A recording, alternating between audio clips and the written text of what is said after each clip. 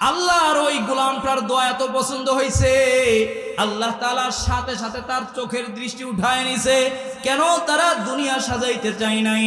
এই কারণে আল্লাহ বলে আমার খাস বান্দা হবে তারা। ওয়াইবাদুর রহমানিল্লাযীনা ইয়ামশুনা আলাল আরদি হাওনা ওয়াইবাদুর রহমানিল্লাযীনা ইয়ামশুনা আলাল আরদি হাওনা ওয়া ইযা খাতাবাহুমুল জাহিলুন ওয়া ইযা খাতাবাহুমুল জাহিলুনা ক্বালু সালামা। আল্লাহ তাআলা বলেন সূরা ফুরকানের 63 নম্বর আয়াত, আল্লাহ তাআলা জানিয়ে দেয় যে আমি রহমানের বান্দা হবে তারা, আমি রহমানের খাস বান্দা হবে তারা। কয় জমিনের মধ্যে অহংকার করে চলবে না, নম্রভাবে চলবে, দুনিয়ার মধ্যে মুসাফিরের মতো থাকবে। কেননা জমিনের মধ্যে মুসাফির যদি মানুষের ধারে ধারে যায়, কোনোদিন অহংকার করে না, তাকাব্বুরি করে না, কোনোদিন সর বলে কথা বলে না, কেউ দিলে নেয় না দিলে নেয় না। বলে দুনিয়ার মানুষ আল্লাহর পেয়ারা বান্দা হবে যারা, তারাও এমন করে চলবে, তাকাব্বুরি নাই, অহংকারী নাই, নম্রভাবে চলবে। 2 নম্বর গুণ হবে যে মূর্খ জাহেল মানুষগুলো যদি তাদের সাথে ঝগড়া ফেসাদ করতে আসে, মারামারি করতে আসে, বলে ওই আল্লাহর খাস পেয়ারা বান্দাগুলো তাদের সাথে ঝগড়া করবে না, তর্ক বিতর্ক করবে না, তাদেরকে শান্তির কথা বলে তাদের থেকে প্রত্যাবর্তন করে আসবে। আল্লাহর খাস বান্দাদের গুণ। 3 নম্বর গুণ থাকবে ওয়াল্লাযীনা ইয়াবিতুনা লিরাব্বিহিম ওয়াল্লাযীনা ইয়াবিতুনা লিরাব্বিহিম সুজ্জাদাও ওয়া কিয়ামা। আল্লাহর খাস বান্দার গুণ থাকবে 3 নম্বর গুণ। বলে এই বান্দাটা রাত্রবেলা জিনার মজলিসে কাটাইবে না, রাত্রেবেলা জুয়ার মজলিসে কাটাইবে না, থিয়েটারের মজলিসে কাটাইবে না, জুয়ার মজলিসে কাটাইবে না, বাবার স্লোগানে কাটাইবে না। বলে এই রহমানের বান্দাগুলো রাত্রেবেলা মালিকের কদমে দাঁড়ায় দাঁড়ায় পড়বে আর রহমান আল্লামাল কুরআন খলাকাল ইনসান আল্লামাহুল বায়ান। এরা এমন করে মালিকের জিকির করবে আর লম্বা লম্বা সেজদা দিয়া রাত কাটায় দিবে। সেজদায় বলবে সুবহানা রাব্বিয়াল আলা। তারা পবিত্র মালিকের পবিত্র সত্তার ঘোষণা দিবে যে আমার মহান মালিক ওই পুত পবিত্র সত্তা সব চাইতে বড়। বলে আল্লাহর খাস বান্দারা এমন কইরা ইবাদত কইরা কইরা রাত কাটায় দিবে। তো রহমানের খাস বান্দা যারা, তারা রাত্র দিন ভর গুনাহ করে কাটাইতে পারে। তাহলে মিলাই নেন আল্লাহ তাআলার খাস বান্দা হইবেন কিনা? দুনিয়া সাজাইবেন না আখেরাত। আমার জিম্মাদারি হইল আখেরাত সাজানো। দুনিয়া সাজিয়ে দিবেন কে? জোরে বলে না, দুনিয়া সাজাই দিবেন কে? আল্লাহর নাম আরো জোরে নেন, দুনিয়া কে সাজাই দিবে? কারণ ওয়াদা ওয়াদা। এ গোলাম তোমার কাজ দুনিয়া সাজানো না। কেন? তোমাকে দুনিয়ায় পাঠাইছি আখেরাত সাজানোর জন্য। তুমি কেন দুনিয়া সাজাইবা? এই দুনিয়া সাজানের কাজ হইল আমি মালিকের। দুনিয়া সাজানের কাজ কিন্তু গোলাম তোমার না। যদি আমরা দুনিয়া সাজাই, আখেরাত না সাজাই, দুনিয়া সাজায় যাই, আল্লাহর নবী বলে যে ওই গোলামটার দুনিয়া অথবা আখেরাত যে কোনো স্থানে ধ্বংস হয়ে যাবে। এই কারণে আল্লাহর কোনো পরোয়া নাই। যদি দুনিয়া সাজায় যাই, আখেরাত না সাজায় যাই, দুনিয়া সাজায় যাই, আখেরাত না সাজায় যাই, আর যদি এমন নাফরমান হিসাবে মৌত হয়ে যায়, মালাকুল মৌত চলে আসে, এ বাবারা একটু ভালো করে বুঝেন। একটু কান লাগায় শুনেন, এ যুবক ভাইরা, এই আমার মা বোনেরা, এই সাউন্ড যত দূরে যায় একটু শুনেন, যে ঘরের মধ্যে একদিন নববধূর শাড়ি পরে আসছেন, এই ঘর দিয়ে এক সময় কিন্তু সাদা কাপড় পরে বের হয়ে যেতে হবে, ঠিক কিনা? তাহলে কিসের বাহাদুর? নাফরমান হইয়া যদি কবরে যায়, আর যদি আমাদের আমলনামা বাম হাতেই চলে আসে, নাফরমান হইয়া যদি কবরে যায় আর যদি আমলনামা বাম হাতেই চলে আসে, উপায় কি হবে?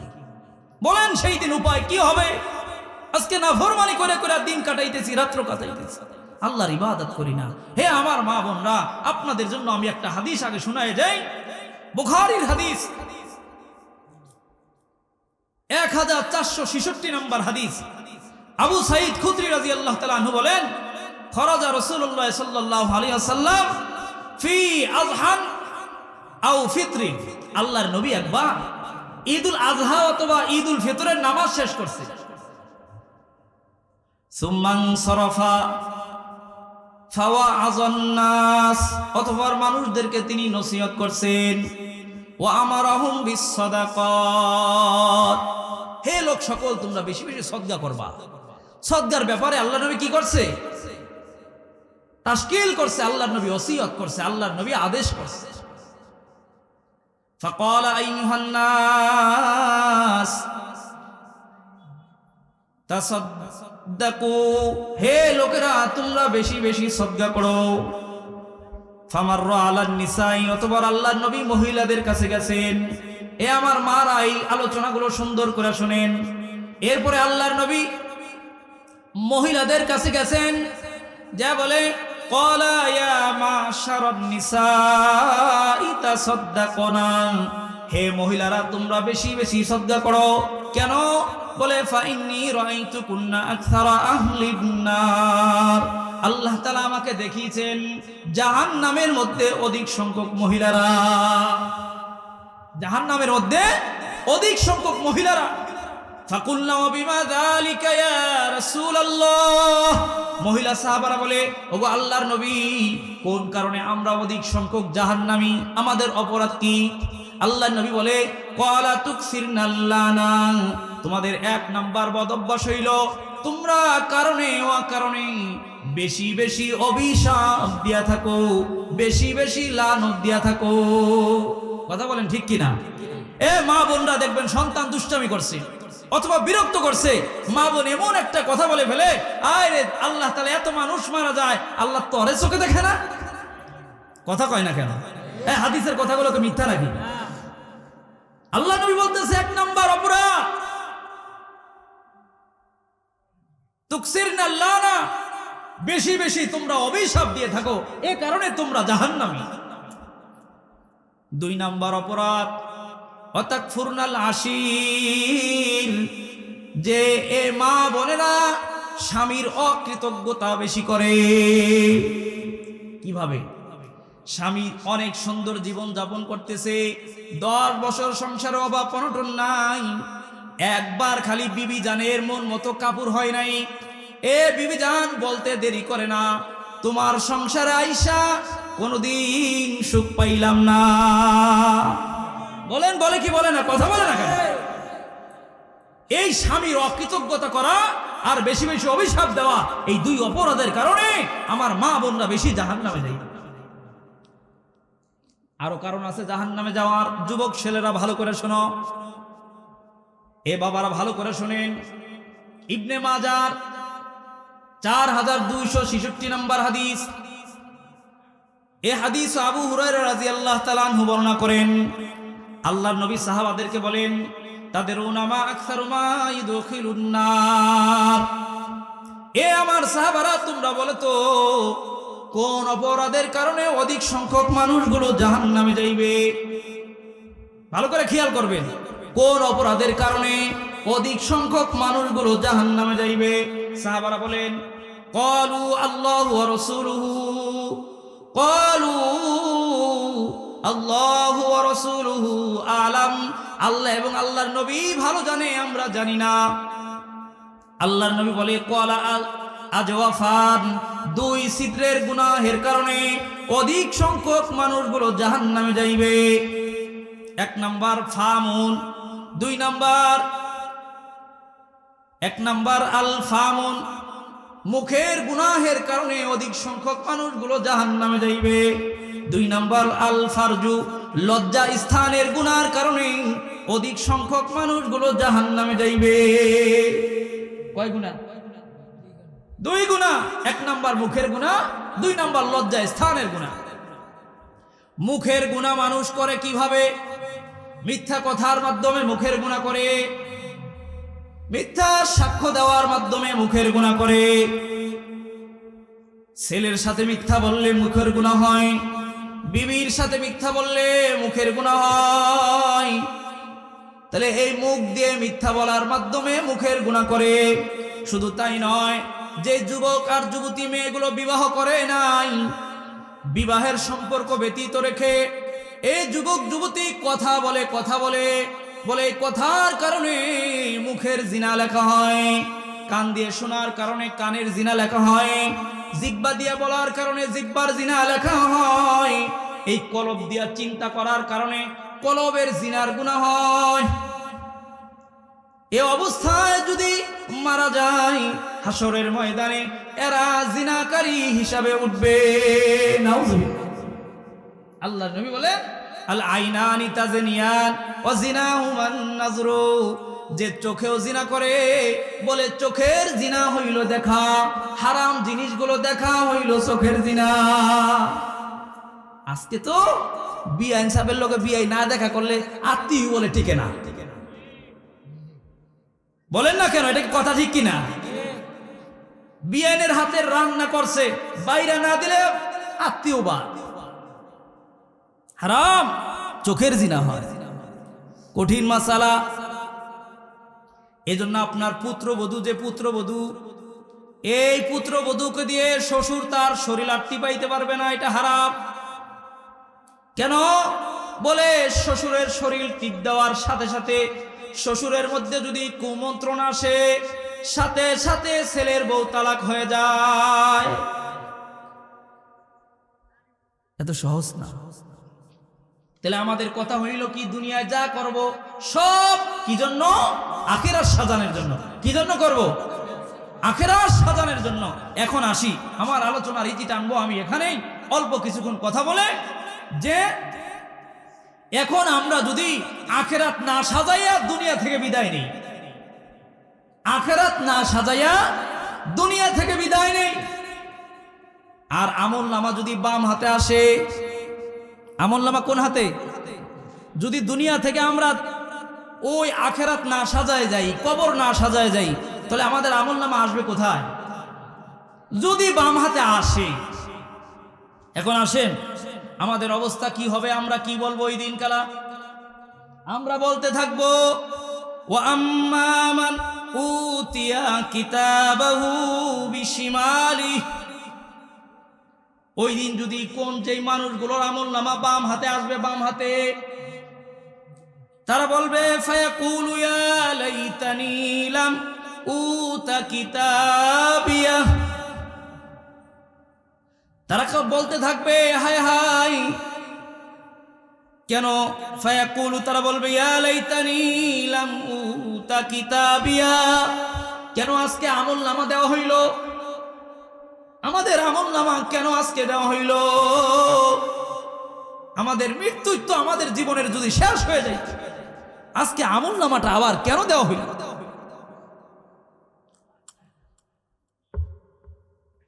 আফসোস করবে আর বলবে যে আমল নামা কেন আজকে দেওয়া হইল? আমার মৃত্যুই যদি আমার জীবনের শেষ হয়ে যায়।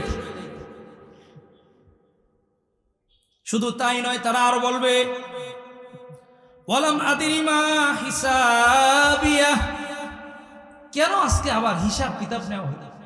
হিসাবের কি দরকার ছিল? হিসাব না নিলেই তো হইতো, আজকে আবার কেন হিসাব নেওয়া হবে? ইয়া লাইতাহা কানাতিল কাযিয়া, আমার মৃত্যুই যদি আমার শেষ হয়ে যাইতো, কোন হিসাব যদি আমার সামনে না আসতো, তাহলে আমার এই মুসিবতের দিন দেখা লাগতো না। আল্লাহ তাআলা বলবে, এই বান্দাগুলো আরো বলবে, মা আগনা আন্নি মালিয়া, দুনিয়ায় হালাল বাঁচি নাই, হারাম বাঁচি নাই, দুনিয়ায় আল্লাহ তাআলার ইবাদত করি নাই। কেন করি নাই? বলে আমি দুনিয়া ধরবো, দুনিয়া সাজাবো, একটা বাড়ি আছে দুইটা করব, একটা গাড়ি আছে দুইটা বানাবো। এই জন্য মাল অর্জন করেছি, উপার্জন করেছি, আল্লাহর ইবাদত ছেড়ে দিয়ে উপার্জন করেছি। আজ দিয়ে আমার মালগুলো আমাকে কোনো বাঁচাইতে পারলো না, আজ আমার মাল আমার কোনো কাজে আসলো না। শুধু তাই নয়, আরো বলবি, হালাকা আন্নি সুলতানিয়া, তারা বলবে দুনিয়ায় আমার এত ক্ষমতা ছিল, এত ক্ষমতা, যে আমার হাতের কলমের ইশারায় ফাঁসির কাষ্টের আসামি খালাস পাওয়া যাইত, নির্দোষ হয়ে যাইত। আবার নির্দোষ একটা মানুষ ফাঁসির কাষ্টে ঝুইলা যাইত। বলে কোন কারণে? দুনিয়ায় আমার এত ক্ষমতা ছিল, নির্দোষ মানুষগুলো 12 বছর 13 বছর জেলখানার মধ্যে কাটাইতো। কিন্তু আজকে আমার সেই ক্ষমতা আমাকে আজকে বাঁচাইতে পারলো না, আমাকে উপকার করতে পারলো না, আমাকে তো উপকার করতে পারলো না। আল্লাহ তাআলা এরপরে বলবে, খুযুহু ফাগুল্লু, এই ফেরেশতারাই নাফরমানটাকে ধর, খুযুহু ফাগুল্লু, এই ফেরেশতারাই নাফরমানটাকে ধর, সুম্মাল জাহিমা সাল্লু, অতঃপর ওকে জাহান্নামে নিক্ষেপ কর। আরে বান্দে বলে দৌড়িয়া পলাইবে, ও দৌড়িয়া পলাইতে চাইবে।